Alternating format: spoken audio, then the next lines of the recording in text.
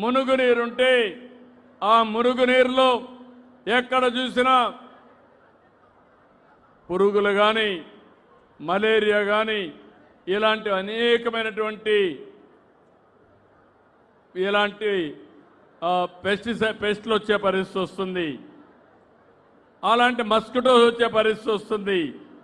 దీనివల్ల ఒక్కొక్కసారి మీరు చూస్తే మలేరియా కోసం దగ్గర నేను చాలాసార్లు చూశాను. ఏదైతే మలేరియా వచ్చినప్పుడు చాలా ఇబ్బందులు వస్తున్నాయి.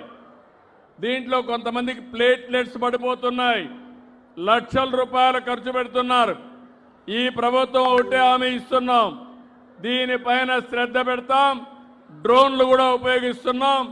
ఎక్కడ మస్కిటో ఉంటే అక్కడే మందు అప్లై చేసి డ్రోన్లు మస్కిటో లేకుండా చేసే బాధ్యత ఈ ప్రభుత్వం తీసుకుంటాం.